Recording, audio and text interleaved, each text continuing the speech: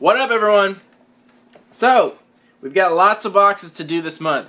And I also got a lot of reviews, collectibles, toys, and stuff like that. A lot of stuff coming in for Christmas. It's going to be a very busy month. But we got Loot Crate here, classic Loot Crate. We also have DX, and they'll be on the same theme. But let's take a look at this one and see what we got. I've heard good things from people, but we shall be the judge of that. Alrighty. First off, got a shirt. And it looks like it's Loot Crate branded shirt. And these fit pretty well. And I think that's from Mr. Robot, if I'm not mistaken. A show I actually have not checked out yet. I haven't heard anything about it either. I remember seeing previews for it before the show came out. They were advertising a bunch. And it actually looked like a pretty legit show. It was one I legitimately wanted to check out, but one of the hundreds of shows that I still haven't gotten around to. But you guys will have to let me know if it's a good show or not, if it's worth checking out. I thought it looked cool, and I've been seeing a lot of advertisement and collectibles for it lately, so maybe I will check it out. But you guys let me know if it's worth it or not. As far as the shirt, I think it's really cool. I don't know too much about the logo, but this is the Guy Fawkes mask. It's known from like V for Vendetta, the comic book. And yeah, I'm assuming they're using the same symbol, because that's pretty much what the whole V for Vendetta thing was, like going against the man, corporate America, all that shit. So it still looks like a pretty cool shirt. I like the style of it, and it seems like it fits pretty well. So yeah, I'll give that like a 7.5 out of 10. I think that's a good shirt. Good job. Next, looks like we got an exclusive pop figure, Aguilar. I hope I'm pronouncing that right. I might not be. From Assassin's Creed. And I'm assuming this is from the Assassin's Creed movie. Yeah. It looks like it is, because those look like the movie renditions of the characters. So yeah, this looks like it's from the movie, which I also have not checked out, but it's Christmas time, and there's always a bunch of movies during Christmas time, and I'll probably see that in the next day or so, so I'll have more information on it. But again, that looks like a pretty legit movie. It didn't get a very good rating. It got a very low score on like Rotten Tomatoes, which I don't always trust. I always judge it for myself, but it's kind of surprising because it looked like a really good movie. So hopefully it does good, because I'd love to see more video game movies. They're always cool to see. But as far as the pop, that looks cool. I'm glad he's in the crouching position, and I always like that. I like it when they're not in the standard standing position. I like that they're finally starting to change it up. Like in the past year, they finally have, which is good, because they were getting tired with the old style of pop figure. So that's cool. Box came a little damaged, but they kind of always do these days. Funko's putting out so much shit all the time. They're just rushing it out, so things are constantly coming damaged. So no big surprise there, but I'm sure that'll fetch a decent amount. Alright, next, we got a book that's like the exact size of the box, so I can't get out. Here we go. This looks like Figure Fantasy. So I actually have a lot of books like this. Not specifically like this, but this is essentially just a photography book. It says Kevin Smith and Simon Pegg are in there, so that's cool. So yeah, essentially what this is a bunch of photography that have like figures in them. They have like, have collectibles and figures and stuff. There's a whole book of that. And it's basically just figures in like real world situations, and then people take pictures of them. And I'm guessing this is promoted by Sideshow, because an advertisement fell out of it.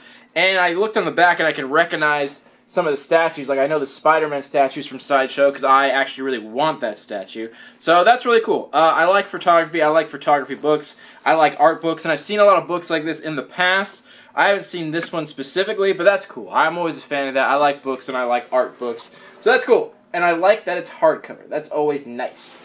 Alright. What do we got here? This looks like a little patch from Firefly. There's that. Then open it up. And there's a little patch. Alright. No big deal. A little patch. That works. And yeah, that's pretty much it. The last item is our pin. Also from Assassin's Creed. The famous Assassin's Creed symbol.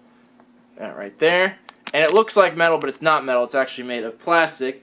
But that's still really cool. And I'm assuming there's some kind of incentive with that. I'll have to check the description card and see what it is. I would assume it has something to do with Assassin's Creed. But yeah, okay. So not a lot of items in this box, but it looks like everything in here was pretty good quality. So yeah, we'll keep this review short and sweet. So we'll take a short little break, and then we'll come back, talk about some value on these items, and give this box a rating. See you soon.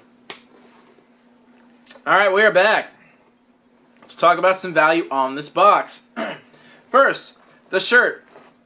Like I was saying, 7.5 out of 10. I think the design's good, quality's good, it's all there. It'll get the standard $12 to $15 value. Next, the pop figure. So this is an exclusive pop, but this actually doesn't have a very high value at all. It's only going to go for about $10 to $12. And the reason for that is the same problem we have with all Loot Crate items. Loot Crate is an extremely popular box. It's probably one of, if not the most popular, like nerd-style monthly subscription box out there. They've been doing it the longest, and they sell over 500,000 boxes every single month. So anything you get in the box is automatically devalued just because there's so many of them out there. They flood the market every time. The good news is they put good quality stuff in there, so hopefully you won't have to sell anything. That's obviously the best case scenario. But you know, sometimes you do. It happens. There's not always going to be perfect boxes of everything you like. So the irony of it is that everything in here is going to have a very low resale value, and it kind of always is from Loot Crate. They're good at giving 100% exclusive, but when you sell 500,000 a month, there's going to be a couple thousand people that didn't want it that try to sell it, so it just, again, floods the market and brings the value down. So that's pretty much standard pop price, even if it's not exclusive. And I think part of the reason for the lower value might be because it's a movie version. Now, I was saying earlier that the movie got a very low score, rating-wise, and I haven't seen it personally, and I haven't heard anything about it, but maybe the movie wasn't that good. Maybe a lot of people didn't like it, and maybe that's why it's not selling well. I know the video game is crazy popular, and maybe if it was a video game version, it might have done better, but if it's the movie version, maybe it just wasn't that popular, and maybe that's why it's not selling so well. I won't know for sure until I see it myself, but I'm just speculating that may be one of the reasons. Next, we got our book. So, books have the same problem, even when they're not in Loot Crate. They have a very low resale value, especially when they're hardcover, because it's very easy to read it and then resell it as new online.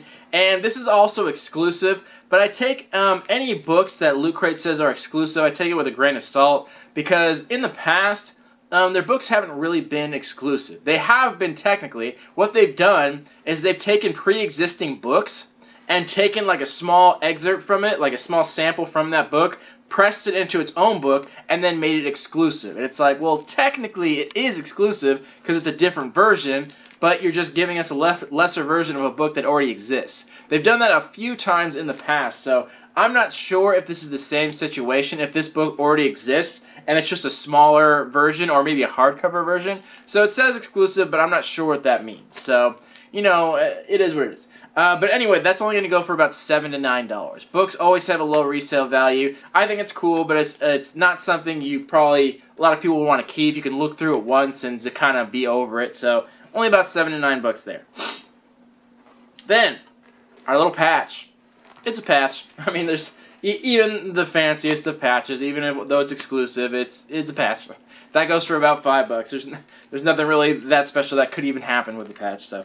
And then our Revolutions-themed Assassin's Creed pin. This does come with incentive, but it's not a very good one in my opinion. There's a new Assassin's Creed book that's coming out, and the incentive that comes with the pin is you get to read an excerpt from it. So you just get to read a small sample from the book, and it's like, okay, it's not even the whole book. You just get to read a small passage from it. It's like, that's not a very good incentive. It's one of their weaker incentives, to be quite honest. So this is only going for about $3 to $5, because like I said, not metal, plastic, not a very good incentive. So one of their weaker pins, so it gets a pretty low value. So everything in here actually has a very low resale value, but even with those low values, it still does pretty decently. On the low end, it gets a $37 value. On the high end, $46. So you still get pretty much double your value. So there weren't a lot of items in here and low resale value, but if they're still hitting the mark, if they're still giving double what you paid for, then there's really not a problem. That's still pretty cool. And honestly, I liked everything in here. I definitely think they could have put more in there. It's pretty skimpy. It seems like there was kind of 3 items, and then the patch and pin were just kind of filler. So not as many items, but everything in here was good quality. Hardcover book, exclusive pop, shirt was cool. Like, it's still good. So I try to be as unbiased as possible. So overall, I'm going to give this a 7 out of 10 because it hit all the marks. Good value, good quality, all exclusive. And it's just kind of personal preference at that point, whether you liked it or not. Whether these franchises hit your personal fancy, whether you like those, whether you like the figures, that's just kind of personal influence. And I'm trying to be unbiased with my own personal thoughts on it and just going off the scoring system. And based on that, it hit all the marks. So technically, it did a good job. It hit everything you would want out of it. It's just personal stuff, whether you'd like specific things. So, Yeah, that's pretty much it. Summing it up, I think it did a good job. And, it could always be better. It's not perfect or anything like that. But, yeah, it did everything pretty well. So we'll have to see how Loot Crate DX does the same theme, Revolutions, if they do it any better or any worse. Because that one is on the chopping block and might get canceled.